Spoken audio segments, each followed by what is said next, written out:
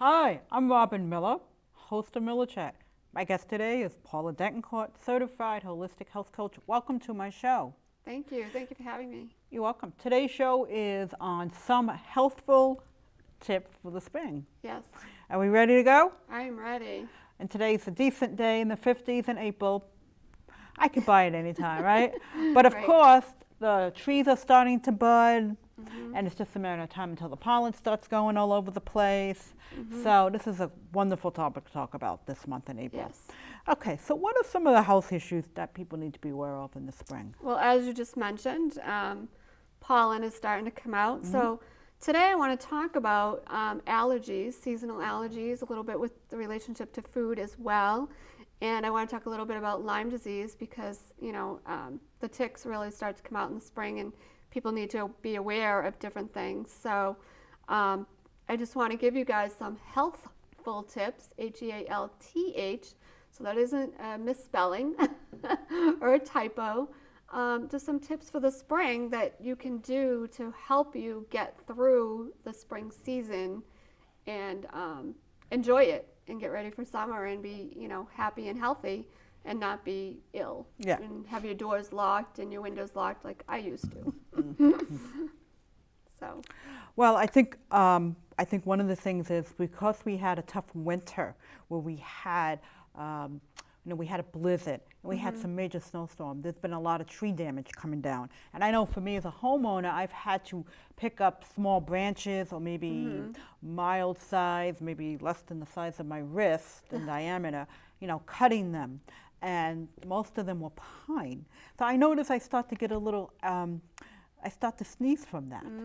And do you think that would be a factor in terms of cutting up those tree shrubs that fell down? Oh yes, absolutely. I remember when I was younger, I was in junior achievement. I'll never forget it. We were making these like logs for Christmas out of real pine. Yes, real pine. Oh my God, I was like itchy, and all this stuff was happening because I was allergic to pine trees. So yes, so that's something I wasn't even thinking about, Robin. But yes, there's.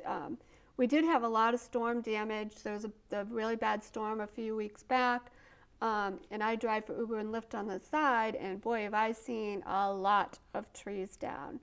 So, and you know, which reminds me of another story. I worked with a woman who did the same thing. She was cleaning up her yard a couple of years ago, and she had a really, really bad allergy attack. Oh. And you know, she went to the hospital, and all they said was take Benadryl and let her go. She was bad. She almost died from this allergy attack. So be really careful out there. And unfortunately, the doctor sent her away, and they really, you know, I'm not a doctor, I'm not a medical person, but you know, from what I know of this attack, they should have kept her there and flushed her system out because she was bad. She was really bad. You know, I told her, you know, not that I can prescribe this or I would, just take more Benadryl. You know, it shouldn't hurt you. I can't say that it would or it wouldn't, but, you know, because they didn't do anything for her. Yeah. You know, but just be aware of that.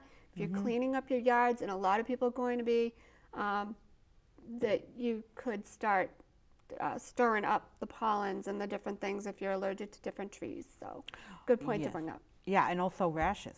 Because I notice when the pine, if you pick up the pine and you drop it and it rubs against your bare skin or hands, I wear gloves. But even if it rubs against my coat and I bring it into the house, I could still smell it. Yeah.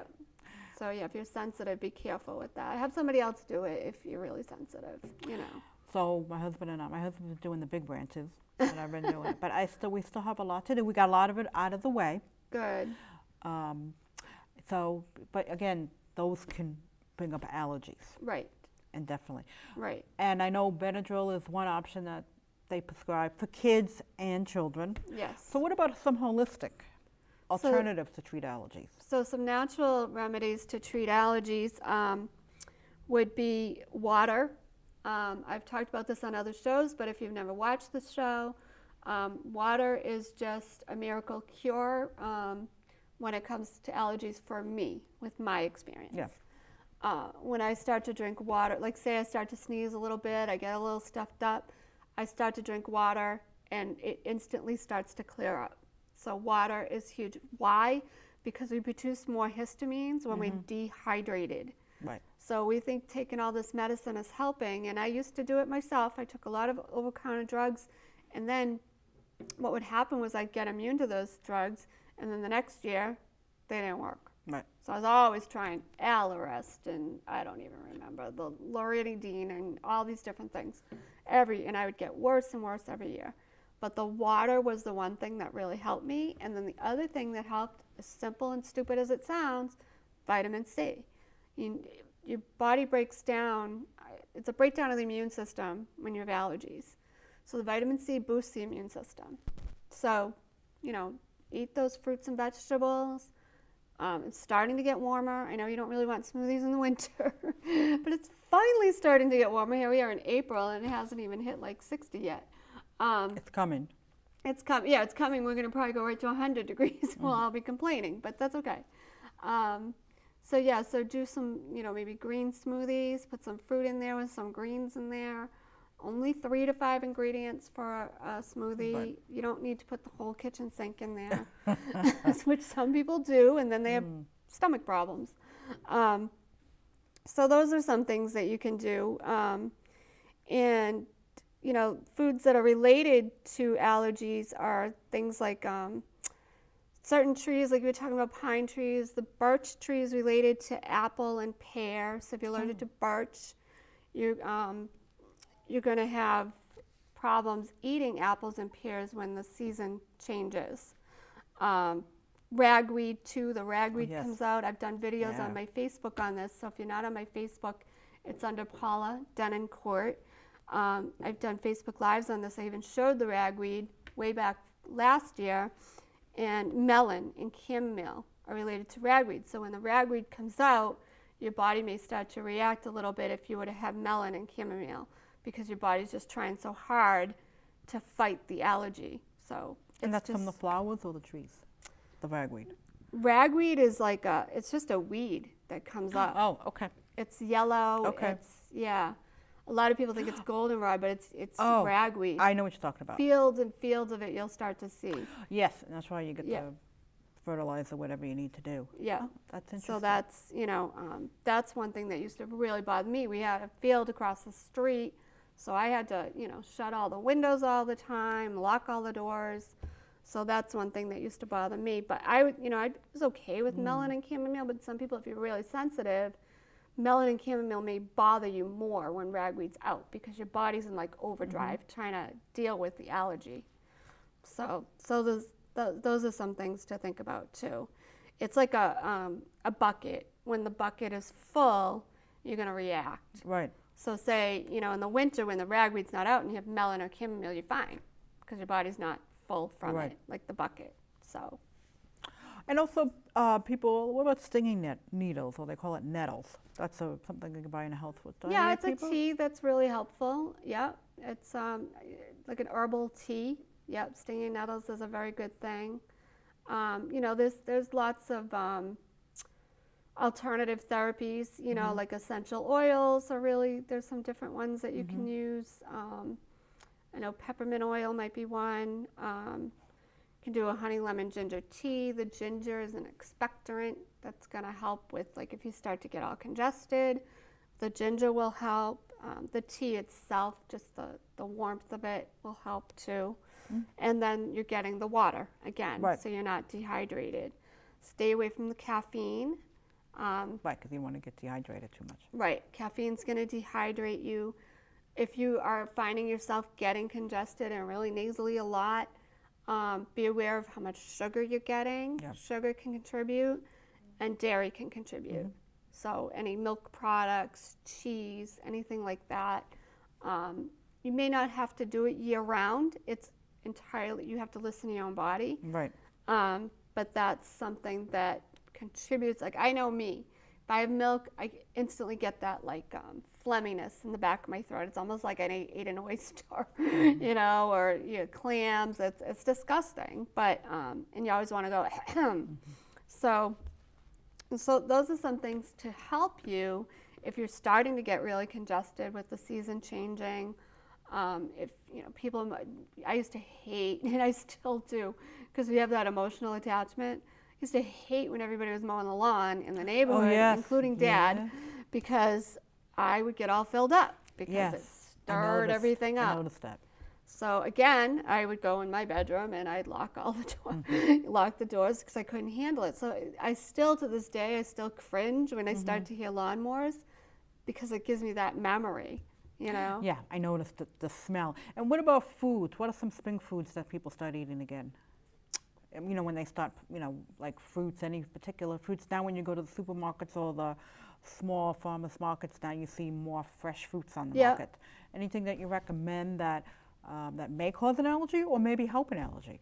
May cause an allergy. Like I said, there's different foods that are related to the trees. So some of them, like I said, the pear is related to birch. Apple is related to birch trees. So those are some different foods that may trigger some problems, and I have heard that certain people, another one is avocados too. I forget what that's related to, but sometimes when the seasons change, some people have troubles with avocados.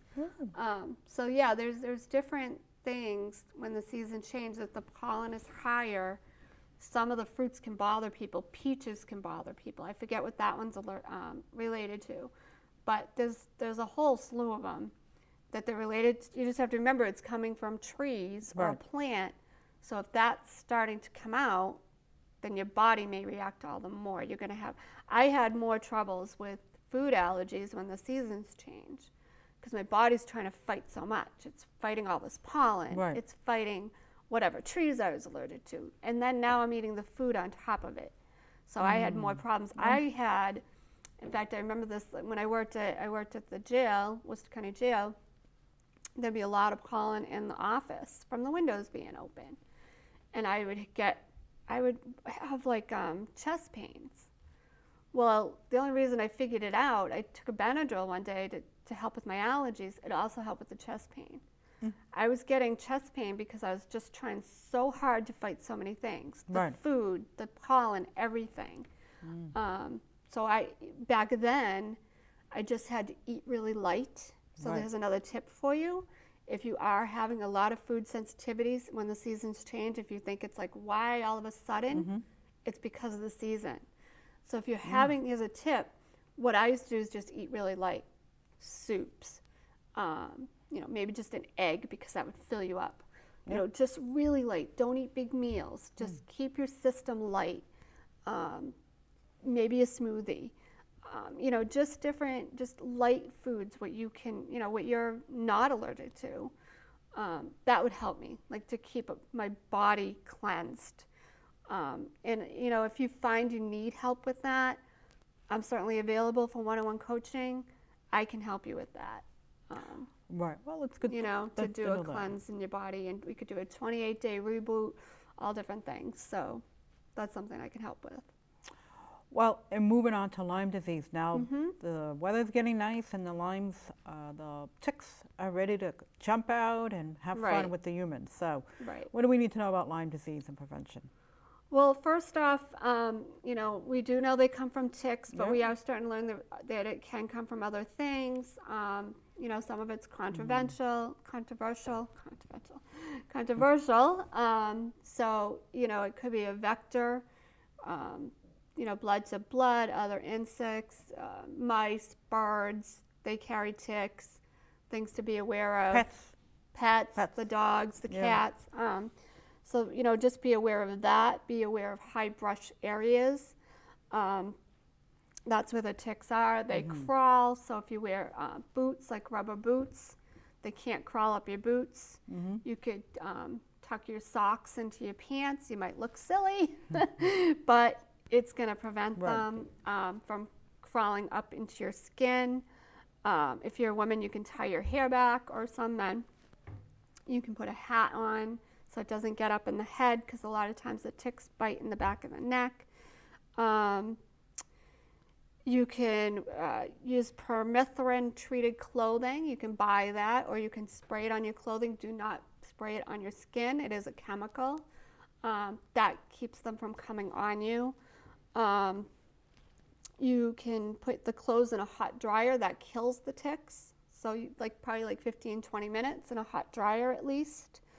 If you're going out, you want to use a natural repellent. A tea tree oil is going to help to keep them away. Won't kill them, but it'll help keep them away. They also say peppermint oil. One of the best tips, I think, is the lint brush roller. You use the sticky rollers and just roll them. Like, I have a friend that he goes hiking all the time and works with bloodhounds and things like that. He'll show it on Facebook. He'll say, oh, look at all the ticks I just rolled off. So I think that's one of the best tips. Always do a check after you come inside. Check your kids thoroughly. They're very, very tiny. They look like a little, like the freckles on my hand, a little poppy seed. I've seen them one time. They're very, very tiny, but they can do a lot of damage if you get bit. So those are some things to prevent it. That would be, some suggestions. There may be a few more that I'm not thinking of, but like I said, I think the best one, if you do go outside, use the sticky roller and definitely put your clothes in the dryer. Take a hot shower, get the ticks off of you, and they'll go down the drain, So. Wow, I like that sticky brush. Yeah. If you could do it right on your clothes, and it's like if you're playing sports and you're out and you're cheering for your child for soccer, baseball, lacrosse. Yeah. Why not bring the sticky roll? Yeah. People think, oh, you have a cat. They'll be looking for the cat with the sticky roll. No. So that's a really good tip. And I forgot to mention too, even with allergies, I just said take a hot shower with the ticks. That helps with allergies. The steam and getting all the pollen out of your hair. And a lot of times when I get all filled up, I just take a shower. That would help. It wouldn't get rid of it completely at the time, but it did. It helped a lot. So that's another suggestion. And the mosquito sprays does not get rid of ticks, do they? There's a DEET, but it's chemical, it's poisonous. So you want to try to use other things like tea tree oil. There's a product out there called Tixanol. Tixanol? Yep, Tixanol. It has some essential oils in there that's helpful. I forget exactly what's in it, but so that's those are some good use, good ways instead of getting the DEET, because it, those things absorb right into our skin. It goes right into your bloodstream.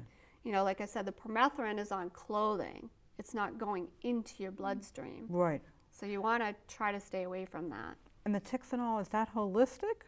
Yes. Okay. Yeah. Okay.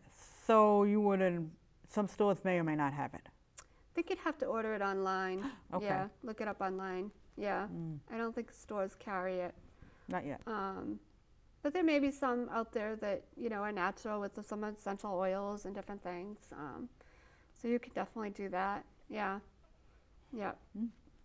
And since you are part of the, are you still a volunteer? You're still a volunteer for the Central Mass Lyme Foundation? Well, I've helped with them. Yeah. Yeah. And are they coming up with any upcoming information that we need to know about? Anything you want to share that you've heard about?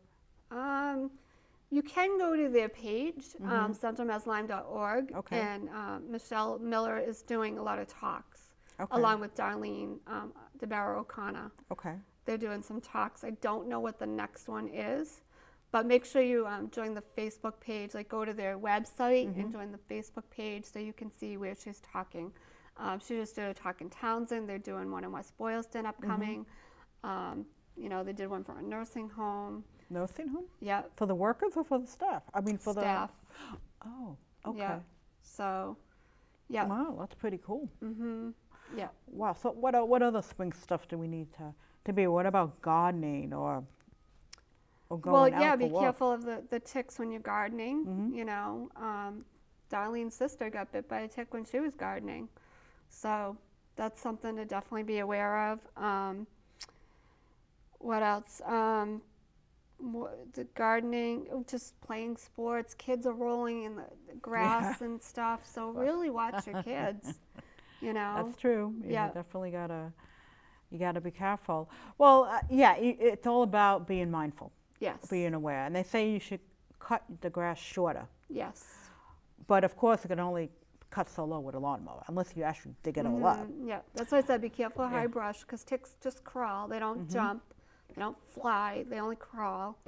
And they seem to hide in high brushed areas. Like I know when I worked at the jail, one of the guys that worked there, he would be on the outer perimeter, and he was always worried about that. He's like, they need to cut this down. That's Right. where all the ticks are. You know what I mean?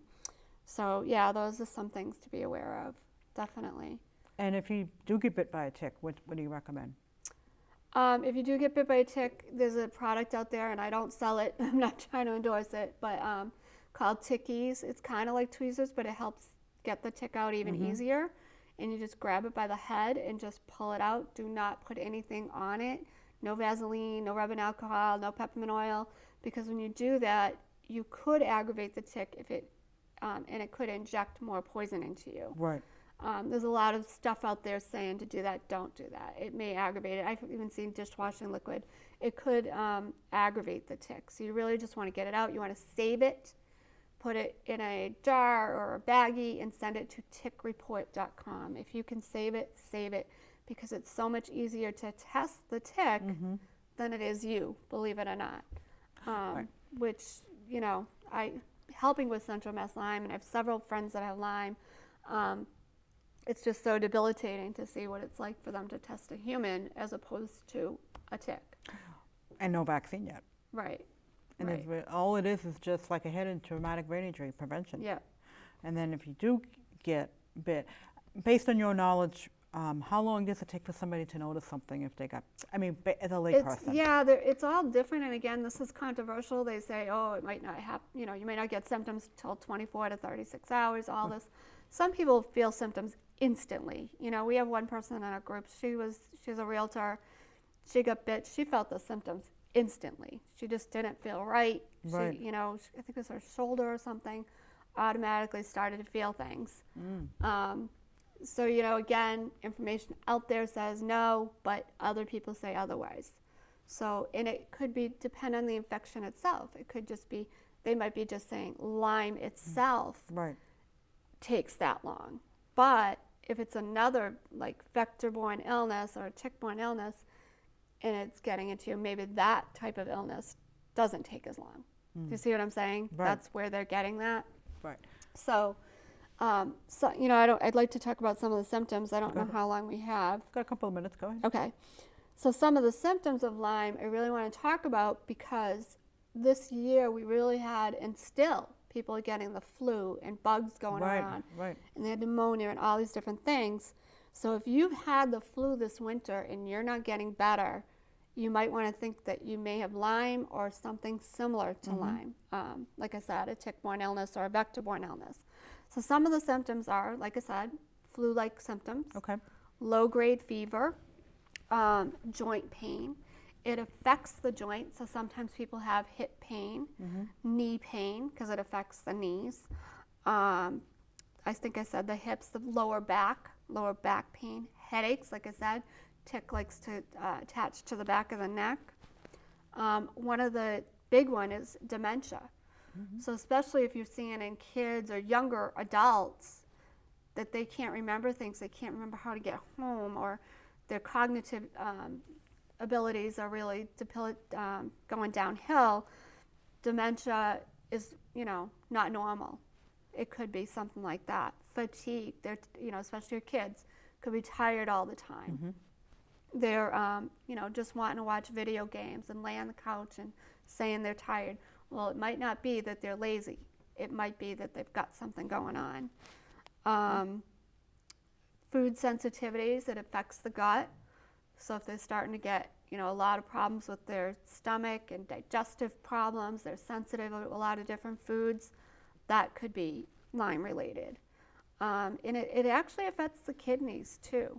So that's something to be aware of. Really? If they're just having kidney problems, well, then maybe not. But if they're having all these problems plus that, then you know.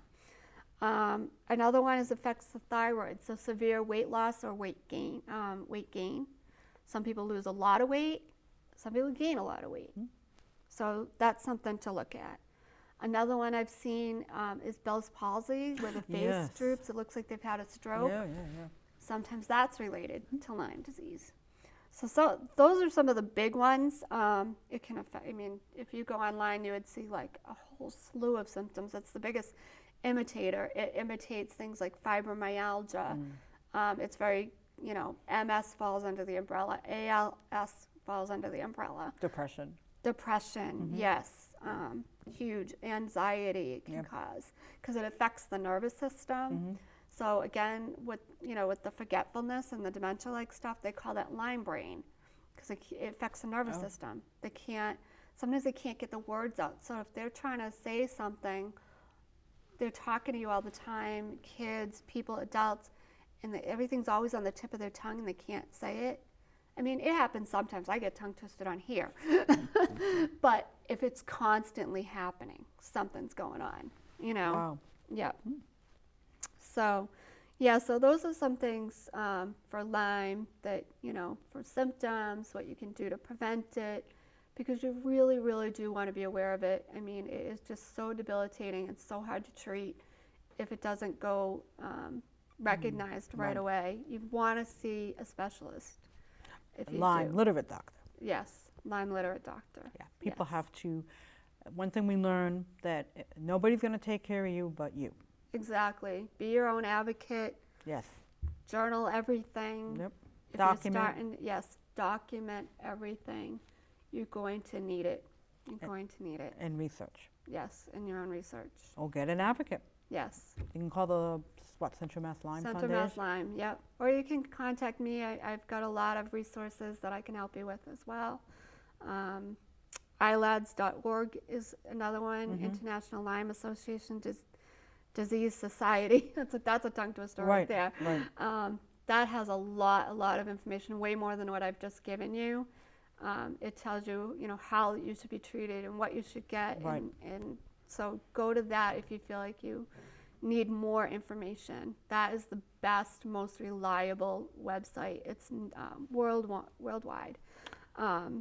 So, and then again, you know, you can go to centralmasslyme.org for a lot of resources, a lot of information, you know. And since we have to wrap up, give your website and information. So for my information, I'm available for one-on-one coaching, group coaching, public speaking. I'd love to do talks on either food allergies, food sensitivities, or even Lyme disease and nutrition. I've done some.